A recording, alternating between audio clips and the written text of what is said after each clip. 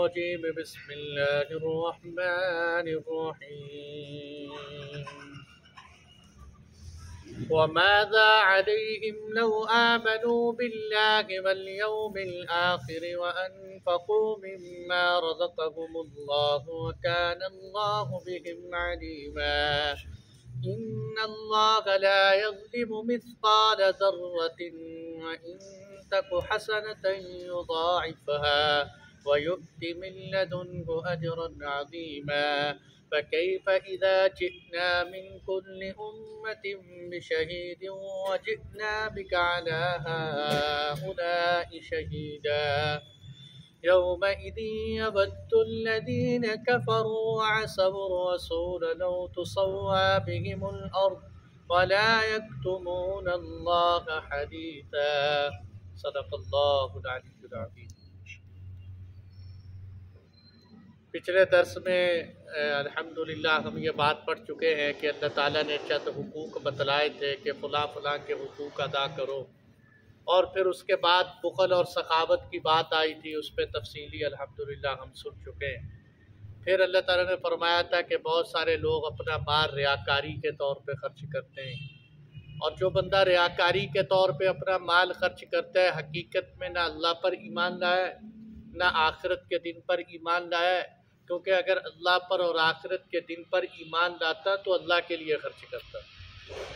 اور پھر آگے چل کر بتایا تھا کہ جو یہ اس طرح کے بخیل لوگ ہوتے ہیں شیطان ان کا ساتھی ہوتا ہے، اور شیطان سے برا ساتھی کون ہے؟ اب آج کی آیت کے اندر ایک پچھلی کی بات کی، وَمَاذَا عَلَيْهِمْ، ان کا کیا ہو جاتا، ان کا کیا بگڑ جاتا، لَوْ آمَنُوا بِاللَّهِ وَالْيَوْمِ الْآخِرِ، کہ اگر یہ اللہ پر ایمان لے آتے اور آخرت کے دن پر ایمان لے آتے، وَأَنفَقُوا مِمَّا رَزَقَهُمُ اللَّهُ، اور اللہ کے دیے ہوئے مال میں سے نیک جگہوں پر خرچ کر دیتے تو ان کا کیا بگڑ جاتا۔ وَكَانَ اللَّهُ بِهِمْ عَلِيمًا، اور اللہ تعالیٰ ان کو جاننے والے ہیں۔ گویا کہ اللہ تعالیٰ یہاں ایک گلہ کر رہے ہیں، ایک شکوہ کر رہے ہیں کہ اگر یہ اللہ کے بندے کفر کی زندگی گزار کے دنیا سے چلے گئے، اگر مجھے مان لیتے اور آخرت کو مان لیتے اور ہمارے دیے ہوئے مال میں سے خرچ کر لیتے، کیا بگاڑ ہو جاتا، کیا نقصان ہو جاتا ہے ان کا۔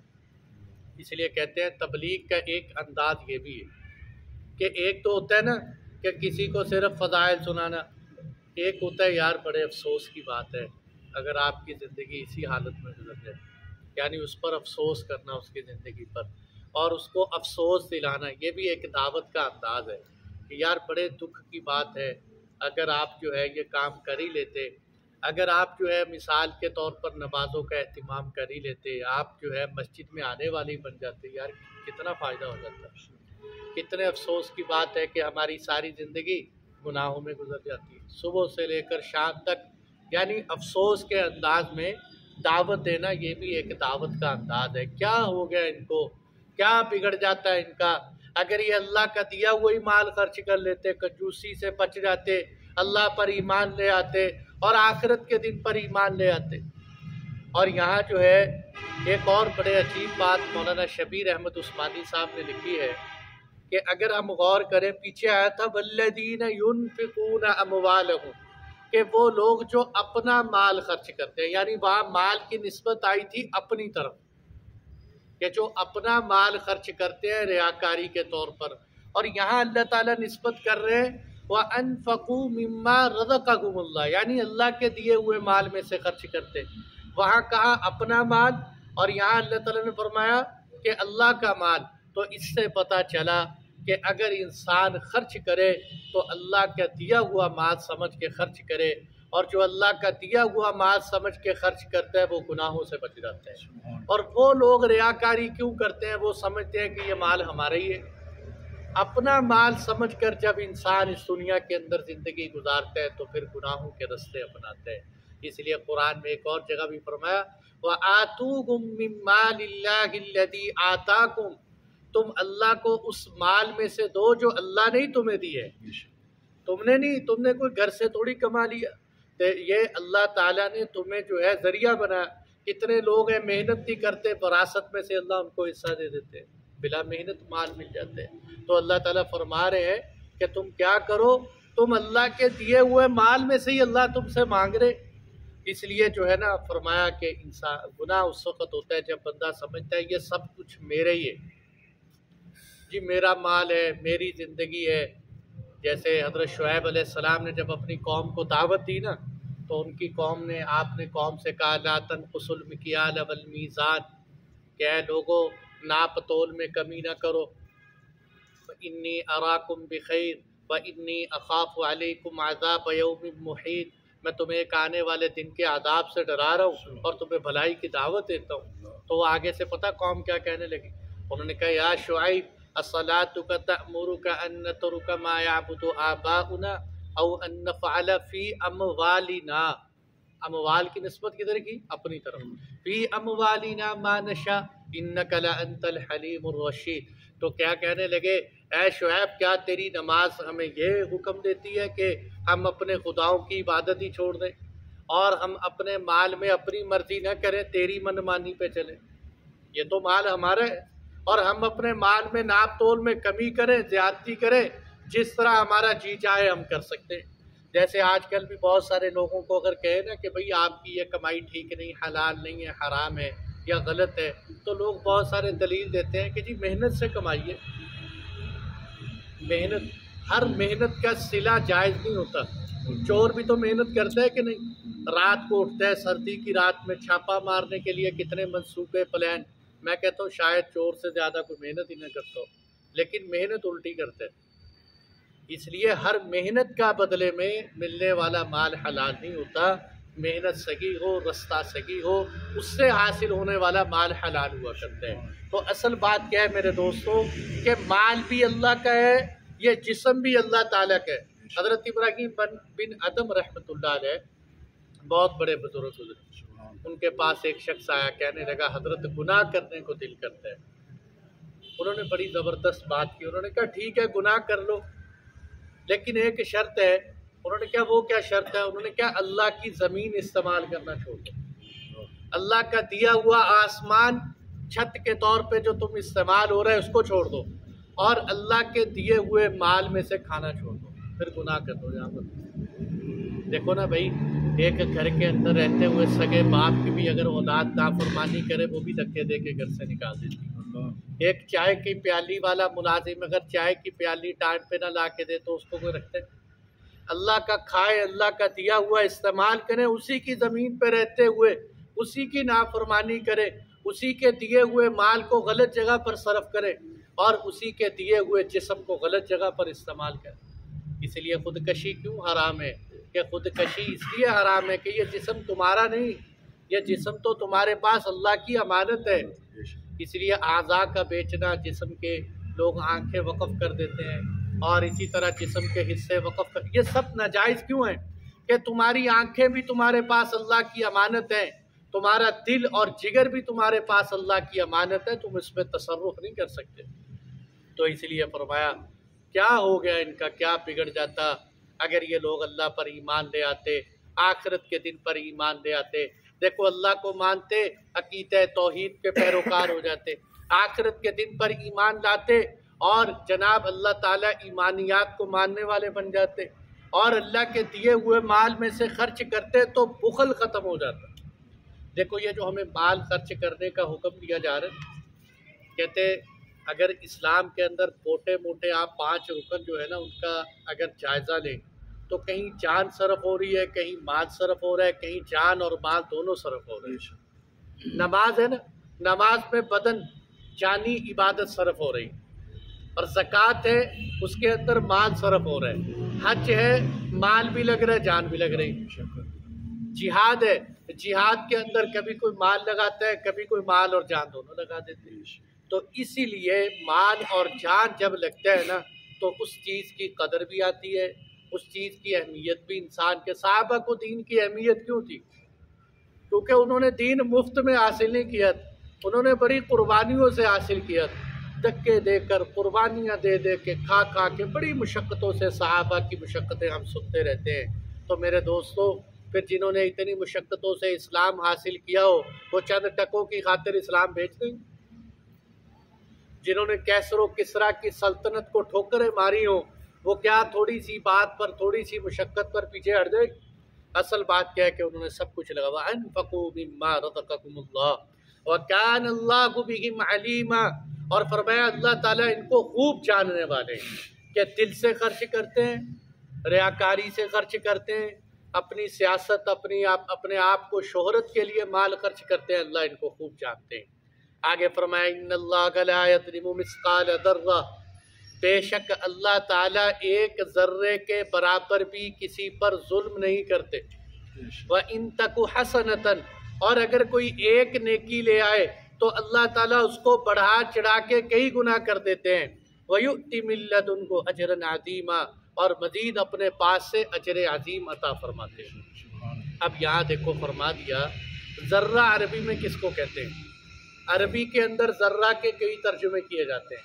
یہ جو سرخ لال چونٹی ہمیں نظر آتی ہے نا، پوری کیڑی ہم جس کو کہتے ہیں سرخ لال چونٹی، اس کو بھی عربی میں ذرہ کہتے ہیں۔ یعنی اللہ تعالیٰ اس چونٹی کے برابر بھی کسی پر ظلم نہیں کرے گا۔ اور ذرہ کا ایک ترجمہ کیا جاتا ہے، یہ جو روشن دان میں سے آپ دیکھیں سورج کی شعاع اندر آ رہی ہوتی ہے، اس کے اندر مٹی کے چھوٹے چھوٹے ذرات اڑتے ہوئے نظر آتے ہیں، جن کو انسان پکڑ کے پیمائش نہیں کر سکتا۔ اللہ تعالیٰ فرماتے ہیں میں ان ذروں میں سے ایک ذرے کے برابر بھی ظلم نہیں کرتا۔ اب اندازہ کرو، ان اللہ لا یظلم مثقال ذرہ، اس لیے اللہ تعالیٰ جو ہے، اور دوسری جگہ فَمَن يَعْمَلْ مِثْقَالَ ذَرَّةٍ خَيْرًا يَرَهُ، جو ذرے کے برابر نیکی کرے گا اللہ اس کا بھی صلہ دے گا۔ وَمَن يَعْمَلْ مِثْقَالَ ذَرَّةٍ شَرًّا يَرَهُ، جو ذرے کے برابر برائی کرے گا اللہ اس کا بھی صلہ دے گا۔ اس لیے جو کہا جاتا ہے نا، حدیث میں بھی آتا ہے، ذرہ کا ترجمہ بعض جو ہے نا اردو دان کرتے ہیں رائی کے دانے کے برابر۔ تو عربوں کے اندر خیر اس طرح کے الفاظ بہت قلت کے لیے، جس طرح ہمارے ہاں کہہ دیتے ہیں نا لوگ کہ چوبانی بھی نہیں تمہیں دوں گا، اب حالانکہ سکے تو اس سے بھی چھوٹے ہوتے ہیں، لیکن یہ لفظ یا تھیلا، ایک تھیلے کا بھی تو مستحق نہیں ہے، تو کیا مطلب ہوتا ہے کہ تو بالکل کسی چیز کا مستحق نہیں ہے۔ یہ عرب قلت کے لیے استعمال کرتے ہیں۔ تو اسی طرح حدیث قیامت کے دن جب جنتی جنت میں چلے جائیں گے، جہنمی جہنم میں چلے جائیں گے، جہنمیوں کو سزا ملے گی، تو اللہ معاف فرمائے جب سزا بھگت لیں گے پھر اللہ تعالیٰ ایک دن اعلان فرمائیں گے، ہاں بھائی جس شخص کے دل میں ذرہ برابر بھی ایمان ہو، وہاں بھی اعلان ہوگا، رائی کے دانے کے برابر ہو، اس شخص کو آج جہنم سے نکال کے جنت میں ڈال دیا جائے۔ یعنی وہاں اللہ تعالیٰ نے ایک ذرے کے برابر کے ایمان کی قدر کی ہے کہ اس کے دل میں ذرے برابر ایمان آیا ہے، میں اس ایمان کو بھی ضائع نہیں ہونے دوں۔ تو اس لیے ذرے برابر ایمان کا مطلب کیا؟ ایمان تو پورا لایا، یہ نہیں کہ آدھا ایمان لایا آدھا لایا نہیں، ایمان لایا ہے، بس کبھی ایک آدھی دفعہ زندگی میں اللہ سے ڈر گیا کہ واقعی میرا اللہ ہے، یا کبھی جو ہے اس کے دل میں خوف خدا بندی آ گئی، یا حدیث میں جیسے آتا ہے آپ صلی اللہ علیہ وسلم نے فرمایا جس شخص کے دل میں خوف خدا آیا پھر کبھی ایک دفعہ بھی اس کے ڈر کے مارے آنکھ سے آنسو نکل کر اس کی گال پر بہہ گیا، آپ نے فرمایا اس کا جہنم میں جانا اتنا ہی مشکل ہے جتنا دودھ کا تھنوں میں واپس جانا۔ تو اللہ تعالیٰ قدردان ہے کہ نہیں؟ کتنے قدردان۔ اور ایک کہیں فرمایا وَكَانَ اللَّهُ شَاكِرًا عَلِيمًا، اللہ تعالیٰ تو قدردان ہے، وہ نیکیوں کی قدر کرتے ہیں، کسی کو ضائع نہیں کرتے، کسی کی یہ بھی نہیں کرتے۔ دیکھو نا کہا آگے دیکھ لو کتنے قدردان۔ وَإِن تَكُ حَسَنَةً، اگر تم ایک نیکی کرو گے اللہ اس کو بڑھا چڑھا دیں گے۔ مَن جَاءَ بِالْحَسَنَةِ فَلَهُ عَشْرُ أَمْثَالِهَا، اللہ تعالیٰ فرماتے ہیں جو ایک نیکی لے کے آئے گا اس کو 10 نیکیوں کا ثواب دوں گا، اور جو اللہ کے رستے کی ابتدائی نیکی ہے اس ایک نیکی کا ثواب 700 سے شروع ہوتا ہے۔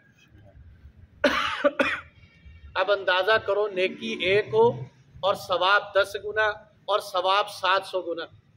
بلکہ ابو عثمان ایک راوی ہیں، وہ فرماتے ہیں کہ مجھے کسی نے یہ خبر دی کہ حضرت ابو ہریرہ رضی اللہ عنہ یہ فرماتے ہیں کہ جو بندہ ایک نیکی کرتا ہے اس کو ایک نیکی پر 1 لاکھ کا ثواب ملتا ہے، ایک نیکی پر 1 لاکھ کا ثواب۔ کہتے میں نے کہا میں نے تو ساری زندگی حضرت ابو ہریرہ کے پاس گزاری ہے، میں نے تو کبھی یہ ان سے حدیث نہیں سنی، چنانچہ میں نے کیا کیا کہ سفر کیا، اس وقت علم کا شوق تھا میرے دوستو. علم کے شوق کا اندازہ لگاؤ کہ انہوں نے وہاں اپنے گھر سے اونٹ لیا، سامان سفر باندھا اور رخصت ہو گئے کہ میں ابو ہریرہ کے پاس جا کر اس حدیث کی تحقیق کر کے آؤں. اس لیے کہ وہ لوگ فضائل جانتے تھے. دیکھو نا، آپ مسجد کی طرف آ رہے ہیں، ایک ایک قدم پہ 10 نیکی ملتی. اگر آپ گھر سے اس نیت سے آئے نا کہ مسجد میں جاؤں گا اور وہاں جا کے درس قرآن بھی سنوں گا، اب آپ کی نیکی 10 کی بجائے 700 گنا ہوگی. یعنی ایک ایک قدم پر آپ کو 700 نیکیاں ملیں گی. اس لیے کہ درس قرآن کیا ہے؟ یہ فی سبیل اللہ، اللہ کے رستوں میں سے ایک رستہ ہے. اسی لیے فرمایا کہ جو آدمی اللہ کے رستے میں نکلنے کے لیے، علم حاصل کرنے کے لیے نکلتے ہیں کہ میں علم حاصل کروں، تو اس کے لیے اللہ کی نورانی مخلوق دعائیں کرتی ہیں.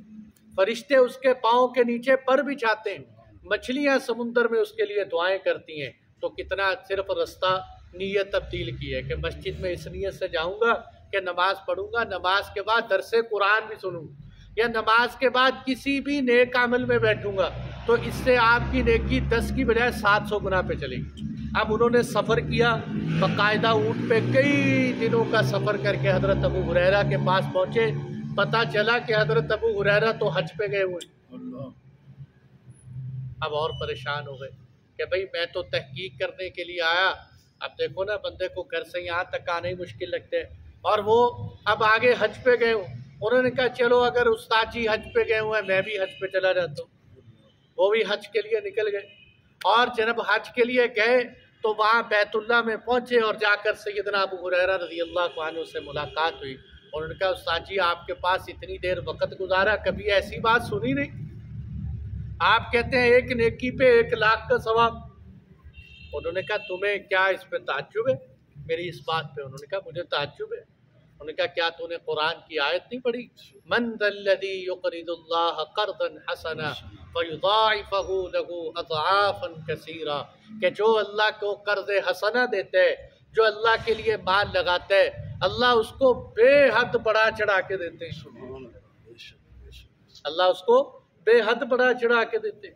آپ نے فرمایا ادھر اللہ تعالیٰ یہ فرما رہے، اور دوسری جگہ اللہ تعالیٰ یہ فرما رہے کہ دنیا کی میری نظر میں حیثیت ہی کوئی نہیں. تو انہوں نے کہا جب اس دنیا کی اللہ کے ہاں حیثیت کوئی نہیں، اور ادھر اللہ یہ کہہ رہے ہیں میں بڑھا چڑھا کے دوں گا، تو 1,00,000 کیا چیز ہے؟ اللہ تو ایک نیکی پہ پتہ نہیں کتنی دے گا. اصل بات یہ ہے کہ میرے دوستو، اللہ جو دیں گے وہ دنیا کے حساب میں آنے والا ہی نہیں ہے. وہ دنیا کی کوئی ایسا کیلکولیٹر ابھی تک پیدا نہیں ہوا جو اس کا حساب کر سکے. وہ حساب ہی نہیں ہے اس کا.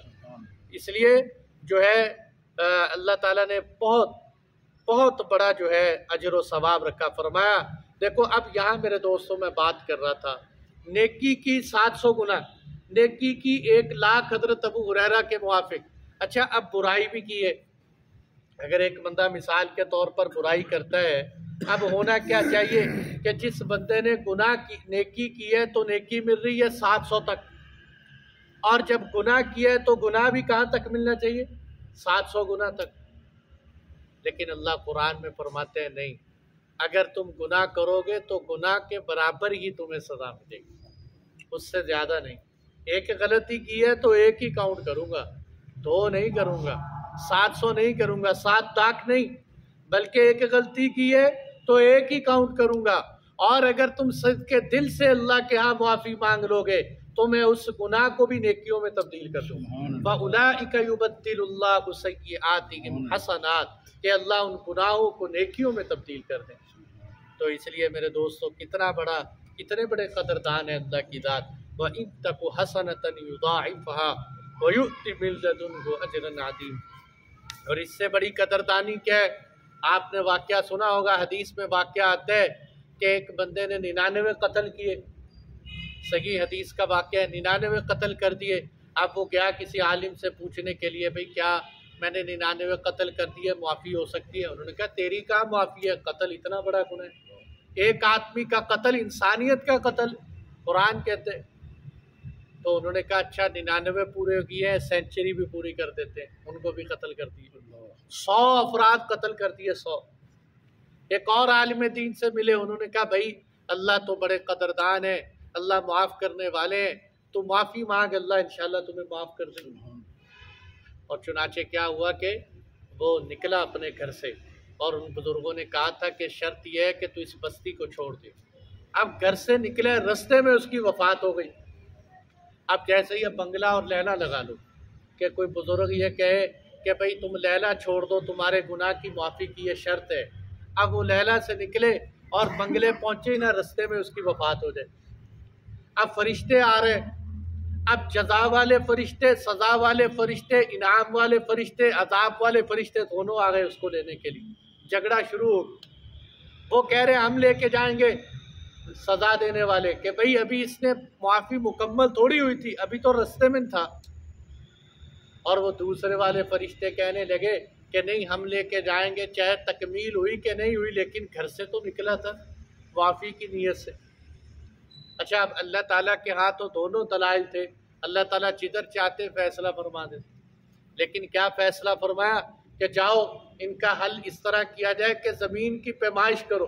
اگر زمین ادھر لیلا کی طرف زیادہ ہے تو اس کو سزا والے فرشتے لے جائیں، اور اگر بنگلے کی طرف اس کی زیادہ ہو جائے تو اس کو انعام والے فرشتے لے جائیں۔ اب حدیث کے باقاعدہ الفاظ ہیں کہ اللہ تعالیٰ نے واقعتاً، زمین اصل میں کیا تھی، ادھر لیلا کی طرف کم تھی، ابھی جو ہے وہاں سے وہ نکلا تھا، ابھی بنگلے کی طرف زیادہ نہیں آیا تھا، لیکن اللہ جل جلالہ نے زمین کو لپیٹ دیا اور بنگلے کی طرف اس کا رخ زیادہ کیا تاکہ اس کو انعام والے فرشتے لیں۔ سبحان اللہ، کتنی قدر کرتے ہیں اللہ تعالیٰ کی۔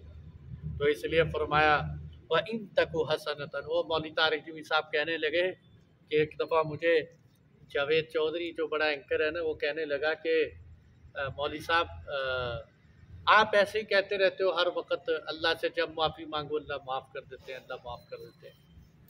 اگر میں آپ کو دکھ تکلیف پہنچاؤں، آپ مجھے ایک دفعہ معاف کر دو گے، دوبارہ پھر میں کروں آپ معاف کر دو؟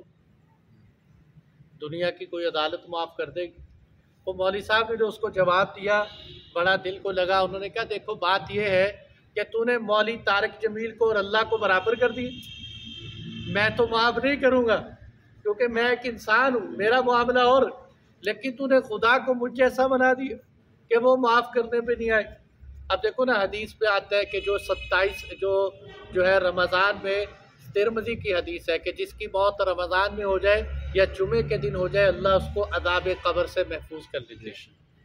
اب یہ جو وہ نور جہاں تھی گانے والی، اب اس کی وفات رمضان کو ہوئی۔ اب بندہ کہے کہ لو جی وہ تو گانا گاتی رہی اور اس کی موت جو ہے رمضان میں کیسے آ گئی، کیسے بخشش ہو سکتی؟ تو بھائی جس رب نے اس کو رمضان میں موت دی ہے، ان کو نہیں پتا کہ وہ گانا گاتی؟ ہم کیا کہہ سکتے ہیں کسی کے بارے میں؟ اگر امام ابن کثیر رحمۃ اللہ علیہ نے فرمایا کہ یہ تو اللہ تعالیٰ نے اپنے طور پر محاورے کے طور پر یہ بات کہہ دی ہے کہ میں ظلم نہیں کرتا، اگر اللہ ساری دنیا کو اٹھا کے بھی جہنم میں ڈال دے اللہ پھر بھی ظالم نہیں ہے۔ اور اگر اللہ تعالیٰ کی ذات سارے گناہ گاروں کو اٹھا کے جنت میں ڈال دے تب بھی وہ ظالم نہیں ہے، کیونکہ سبھی کچھ اسی کے، یہ تو اللہ تعالیٰ کی طرف سے، اس لیے اس طرح کی باتیں نہیں کرنی چاہیے۔ آگے فرمایا فَكَيْفَ إِذَا جِئْنَا، یہ ایک اور واقعے کی طرف اشارہ ہے، کیا ہوگا اس وقت، یاد کرو کہ جب ہم جو ہے ہر امت میں سے گواہ لے کے آئیں، ہم ہر امت میں سے گواہ لے کے آئیں، وَجِئْنَا بِكَ عَلَىٰ هَٰؤُلَاءِ شَهِيدًا، اور ہم آپ کو بھی اس امت پر گواہ بنا کے لائیں۔ ہم ہر امت پر کیا لائیں گے؟ ایک گواہ لائیں گے، اور آپ کو بھی اس امت پر گواہ بنا کے لائیں۔ اصل بات کیا ہے میرے دوستو، یہ ایک بہت بڑے روز محشر کی طرف اشارہ ہے کہ قیامت کے دن ہر امت کے حق میں اللہ تعالیٰ گواہی کے لیے پیغمبر کو بلائیں گے۔ نوح علیہ السلام کی قوم آئے گی، نوح علیہ السلام سے اللہ تعالیٰ پوچھیں گے آپ اپنے قوم کے بارے میں گواہی دو۔ چلتے چلاتے آخری امت پر حضور نبی اکرم صلی اللہ علیہ وسلم بھی گواہی کے لیے آئیں۔ وَجِئْنَا بِكَ عَلَىٰ هَٰؤُلَاءِ، اے پیغمبر ہم آپ کو بھی گواہی کے لیے بلائیں۔ اسی لیے یہ صحیح بخاری کی روایت ہے، حضرت عبداللہ بن مسعود فرماتے ہیں ایک دن اللہ کے نبی مجھے کہنے لگے، عبداللہ بن مسعود مجھے قرآن سناؤ پڑھ کے۔ کہنے لگے اللہ کے محبوب قرآن تو آپ پر نازل ہوا، میں آپ کو سناؤں پڑھ کے؟ آپ صلی اللہ علیہ وسلم نے فرمایا میرا دل چاہتا ہے کہ میں کسی اور سے سنوں، اسی سے علماء نے نکالا کہ صرف قرآن پڑھنا فضیلت نہیں ہے، کسی اور سے سننا بھی فضیلت ہے، کہ اللہ کے محبوب اس کا شوق دکھلایا کرتے تھے کہ میں کسی اور سے سنوں۔ آپ نے فرمایا عبداللہ بن مسعود میں چاہتا ہوں کہ میں کسی اور سے سنوں۔ حضرت عبداللہ بن مسعود سنانے لگے، قرآن کی جب اس آیت پہ پہنچے فَكَيْفَ إِذَا جِئْنَا مِن كُلِّ أُمَّةٍ بِشَهِيدٍ وَجِئْنَا بِكَ عَلَىٰ هَٰؤُلَاءِ شَهِيدًا۔ فرماتے ہیں جب میں یہ آیت پڑھی تو آپ نے فرمایا عبداللہ بن مسعود رک جا۔ میں رکا تو میں نے دیکھا کہ آپ کی آنکھوں سے آنسو نکل رہے اور اللہ کے محبوب صلی اللہ علیہ وسلم رو رہے۔ علامہ قسطلانی، اور بس حدیث یہاں ختم ہو گئی، علامہ قسطلانی فرماتے ہیں کہ حضور کیوں روئے، اللہ کے محبوب اس آیت پر کیوں روئے؟ کہ اللہ کے محبوب اس لیے روئے کہ آپ کو روز محشر یاد آیا، اور آپ کو یہ یاد آیا کہ جس دن میں گواہی دوں گا میری امت کے گناہگار بھی وہاں کھڑے ہوں۔ کہ آپ صلی اللہ علیہ وسلم امت کے بد عملیوں کو سوچ کر اور امت کے گناہگاروں کو سوچ کر اس آیت مبارکہ پہ رونے لگے کہ باپ کی آنکھوں سے آنسو اتنے نکلے کہ آپ کے رخسار تر ہو۔ امت کا ایسا غم اللہ نے آپ صلی اللہ علیہ وسلم کے سینے کے اندر رکھا کہ اے اللہ کے محبوب، اور پھر آپ کہنے لگے کہ یا اللہ جو میرے ہوتے ہوئے موجود ہیں ان کی تو میں گواہی دے سکتا ہوں، جو میرے بعد آئیں گے میں ان کی کیسے گواہی دوں؟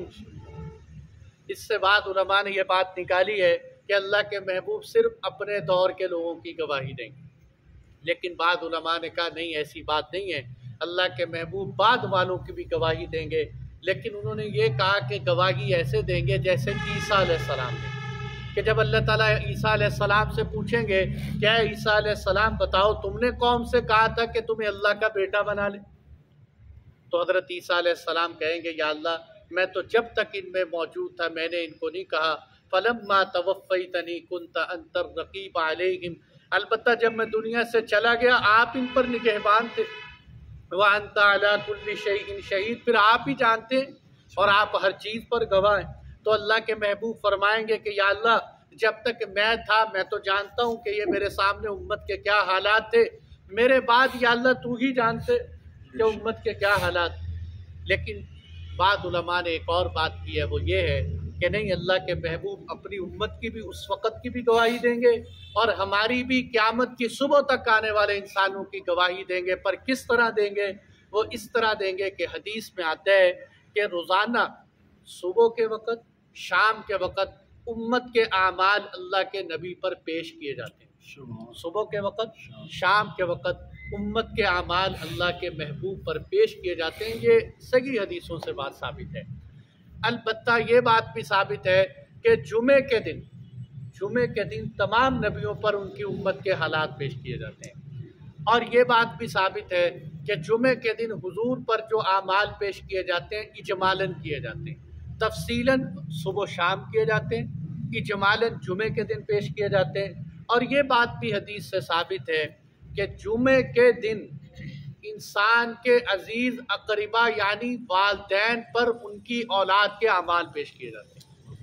تو اب ہم اندازہ کر سکتے ہیں کہ اگر ہمارے والدین دنیا سے رخصت ہو چکے ہیں، ہم معاذ اللہ کوئی جو ہے بدعملی کرتے ہیں، تو ہمارے مرحومین کو بتایا جاتا ہے کہ یہ اعمال ہیں ان کے، اور پھر آپ صلی اللہ علیہ وسلم کے سامنے جب ہمارے اعمال پیش ہوتے ہوں تو ہمارے کیسے اعمال پیش ہوتے ہوں؟ سوچنے کی بات ہے کہ برے اعمال اور کس طرح کے اعمال اللہ کے محبوب اس امت کے دیکھ کے کتنے غمخوار ہوتے ہوں۔